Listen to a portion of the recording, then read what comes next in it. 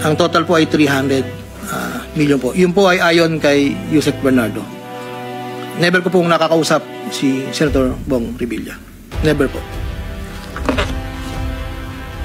Makikita sa listahan ng mga proyektong galing sa UA 2024 na hindi lamang flood control ang mga proyektong, subalit ang proponent ay naglalaro sa 25 hanggang 30%. Noong taong 2025 ay may kabuuang halaga na 2.55 billion ang may pababa ni Yusek Bernardo sa aking DO. Tulad ng mga nakaraang taon, ang proponent ay natin 25% sa kabuuang halaga ng pondo na ibaba ni Yusek Bernardo sa aking DO. Ang detalye ng proyekto ay nandito po. Marami po ito. Taong 2022, yun nga po, nabanggit ko kanina, humiling si Senator Joel Villanueva ng proyektong multipurpose building, kakalaga ng 1.5B. Sa halagang 1.5B ay 600 million lamang ang napagbigyan na pondo para sa multipurpose building. Hindi po ito napagbigyan, kaya napilitan kaming gumawa ng paraan ni Yusek Bernardo. Hindi humingi ng partikular na proyekto o porsyento si Senator Joel, pero inutos ni Yusek Bernardo na bigyan na lamang ng proyekto na may katumbas na 150 million na proponent. Dahil dito, nabigyan si Senator Joel ng proyektong Unprogrammed Operations ng 2023 nagkakalaga ng 600 million na pawang mga flood control ng mga proyekto at kung saan susumahin na 25% ng proponent ay may halaga na 150 million. Hindi alam ni Senator Joel na flood control ang mga proyektong nailan sa kanya dahil ang aking pagkakaalam ay ayaw po ni Senator Joel ang project na flood control. Ang halagang 150 million dila ko sa rest house sa barangay Igulot, Bukay, Bulacan na iniiwan ko po sa tao niya na ang nagangalan lang Pumpeng. Sinabi ko kay Peng na pakibigay na lang kay boss, tulong lamang yan para sa future na plano niya. Hindi po nila alam na doon galing yon sa flood control. Kasama ko si Yusek Bernardo sa pagitan ng alas 9 hanggang alas 10 ng gabi. Habang kami naghihintay, tinanong ako ni Yusek Bernardo kung mayroon pa akong gustong lagyan at mayroon pang available na 355 si SJE. Ayon po kay Yusek Bernardo. Sabi ko po, boss, meron naman. Sagot ni Yusek Bernardo sa akin na ipasok ko agad sa kanyang listahan ng oras na yun. Agad-agad po akong nagpagawa ng listahan sa staff ko at sa loob ng 10 to 15 minutes, pinasa ko na po ang listahan kay Yusek Bernardo. Ito po ang listahan ng mga proyekto na banggit. Ito po ay puro pumping station po with floodgates. Ito po ay phase 3 dahil may nauna na pong phase 1, phase 2. Ito po ay 7 project. Meron pong 360 million, isang 45, isang 50, dalawang 40 million na may kabuuang 355. Ang proponent po nito ay 25% at binigay ko yung Yusek Bernardo kasama ang may iba pang proponent na mga pondong binaba niya sa akin para sa taong 2025. Wala po akong direktang transaksyon o direktang pakipag-ugnayan kay Senator Jinggoy. Pangapat, Congressman Elsaldico. Noong September 2021, nagkakilala kami ni Congressman Saldico sa isang pagtitripon meeting sa Shangri-La, Bonifacio. Doon ay napag-usapan namin ang plano ni Kong Saldi na sumubok na magbaba ng pondo papunta sa aking distrito para sa iba't ibang proyekto. Pagkalipas ng higit kumulang na isang buwan mula sa aming unang pagkikita, ako ay nagpasa kanyang listahan ng mga proyekto na may kaugnayan sa flood control at ang mga proyekto ito ay lumabas sa General Appropriations Act of 2022 na nakakahalaga ng, andito po, 1, 2, 3, 4, 5, 6, 6 na proyekto po ito at ang pagkakatanda ko po ito ay 519 million ang una po. Sa pagitan ng 4 na taon, mula 2022 hanggang 2025, naging tagapagtaguyod si Kong Saldi ng mga proyekto sa Bulacan First. May higit kumulang 426 na proyekto. Ang kabuang halaga ng proyekto nito, ayon po sa nalakap kong record, ay hindi bababa sa 35 billion, 24 million pesos. Million or billion? Billion, Your Honor. Andito po yung summary. Pwede ko pong state, Your Honor. Go ahead.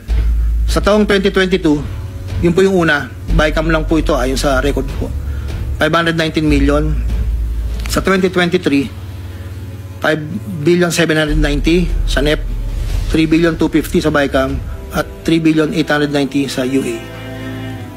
2024, 5.8 billion sa NEP, sa bycam 5.084, sa UA 3.306. Sa 2024, nakakalaga po ng total na 14 billion 190. Sa 2023, 12 billion. Sa 2022, 519. Noong pong 2025, ay 7 billion 385 na lang po sa NEP. Wala na pong kasunod. Sa bawat proyekto na pinapasok ni Kong Saldi, meron akong binigay na obligasyon sa kanya para sa pondo base sa aming kasunduan. Noong 2022, ang kaniyang hinihingi na budget sa bawat proyekto ay 20% lamang po. Noong 2022. Kung makikita nyo po, Your Honor, isasabay ko na rin po ito, na yung larawan po ng nandun po sa kasama po ako, nakatayo, yung opisina, yun po yung 20% po na 2022 inaayos po namin doon sa litrato po. Subalit nung taong 2023 hanggang 2025, ito tumaas ng porsyento ng 25% po. Ang pag-abot ng porsyento para kay Kong Saldi sa bawat proyekto ay kadalasang hindi isang baksakan. Ito rin ay nakadepende kung paano na ipasok o na-insert. Kapag ang proyekto ay napasok sa NEP, ang unang 10% ay agarang binibigay ko kay Kong Saldi. Habang ang balanse na 15% ay paglabas na po ng GAA within 1 to 2 months. Iniipon ko muna po yan bago po ipadala sa kanya.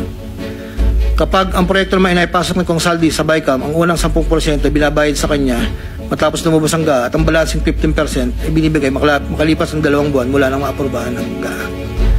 Pero kapag proyekto ay naipasok gamit ang UA, ang 25% ay agarang iniipon ko pati binibigay kay Kong Saldi. Ang pambayad para kay Kong Saldi ay nanggaling sa mga advances mula sa kontratista, pero hindi na alam ng mga kontratista kung para kanino ang advance na yon. Ang pera na nakalaan para kay Kong Saldi ay dinadala sa akin. Ako naman po ang nagdadala o naghatid na hinihinging porsyento ng Kong Saldi sa iba't ibang tao niya. Hindi ko po siya na-meet during pagdadala. Ang tao niya po ay may alias lang Paul at Mark. Dahil sila po yung nag-message po sa akin through Viber, disappearing message po iyon. Minsan-minsan man, inahatid ko ito sa kanyang bahay sa Ladybug Street, Valle Verde 6, Pasig City. Mula Ortigas po, kakaliwa ka stoplight, may gate ka kanan, kakaliwa ka kanan, makikita na po yung bahay. Minsan po, inuutos ko lang po. Minsan po, ako po ang nagbababa. May tao lang pong tatanggap, tapos po, iiwalan ko lang po. Dinagdag ko na dahil lumulobo ang pondo ng Bulacan, napag-usapan namin kong Saldi na kung meron akong pwedeng mapagbabaan sa iba't ibang district engineering office. Nang dahil dito, noong 2020 hanggang 2025, nagbaba si Kong Saldi sa sumusunod. Bulacan 2nd, 573 million. Tarlac 1st, 2023, 1.350. Sa 2024, sa UA, 1.650.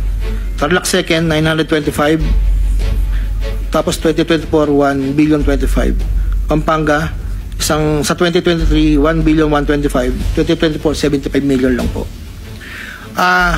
Wala pong alam yung mga tao doon na ako lang po ang kausap nila. Hindi po alam nila yun ay kay Kong Saldi dahil ako lang po, hindi ko po pwedeng sabihin kung saan nanggagaling. Ito po, ang mga iba naman pong nagbababa ay nakilala ko ang kumpanyang Third Star. Ngunit kahit pamilyar ako sa Third Star, hindi ko kilala ang may-ari nito. Naging tauhan ang Third Star, ang kilala ko na MK. Na-meet ko po siya sa district. Meron po siyang project na isang tulay na inabutan ko before. Sa pagkakalam ko, si MK ay anak ng may-ari ng Third Star. Nagkaroon ng pagkakataon noong 2020 na lumapit sa akin si MK na Third Star na nakiusap na humingi ng listahan para sa flood control. Ayon kay plano raw nilang lakarin ng pondo para sa mga flood control projects. Ako'y nagbigay sa kanya ng listahan at nalumabas naman po ito sa GAA at UA. Kinaklaro ko na wala akong alam o personal knowledge kung paano nakuha ng Third Star ang pondo at kung sino ang kausap nila para masiguro ang pagkuha ng pondo. Hindi po ako knowledgeable doon, basta nagbibigay lang po ako ng listahan. Ang proyektong igilawad na Third Star ay pinunduan mula sa National Expenditure Program at papondong itilakda ng bicameral conference ayon po sa record. Ito pa po, meron pong 2022 si Commissioner Mario Lipana po ay nanghingi rin po sa akin ng listahan. Taong 2023 nakapagbaba po siya sa UA ng 500 million, 2024 400 million, 2025 500 million. Wala akong personal knowledge kung paano nila nakuha ang pondo at kung sino ang kausap lang. Ang listahan ng mga proyekto nga ipasok ni Com Lipana ay nakalakip sa sinumpang salaysay sa annex po. Andito po lahat yung detalye. Nung nabanggit po nung nakaraang hearing, former Congressman Mitch Kaayon, noong taong 2021, nakilala ko si isang pagtitipon, hindi ko na po matandaan, alam ko po birthday, na noon ay Yusek pa po ang pagkakatanda ko. Dito ay nakapag-usap kami at tinanong niya kung pwede siya magpababa ng pondo sa aking DO. At sinagot ko naman na opo, pwede po. Noong taong 2022, nakapagbaba ng halagang 411 million sa GAA. si Yusek Mitch na may usapan kami na may gastos na 10% lang po. Hindi niya po pinakailaman yon. Sabi niya, bahala ka na kung sino man ang mananalot contractor niyan. Noong ikapat na pagdinig ng Senate Blue Ribbon Committee hearing, may dalawang larawan na pinakita ang chairman ng Senate Blue Ribbon Committee, Senator Pampilo Lacson, kay Engineer Bryce Hernandez. Ang isang larawan sa isang lamesa na puno ng pera at doon ay makikita ang aking presensya na kung saan ay nakasuot ng blue na shirt at ito ay sa conference room ng lumang opisina namin.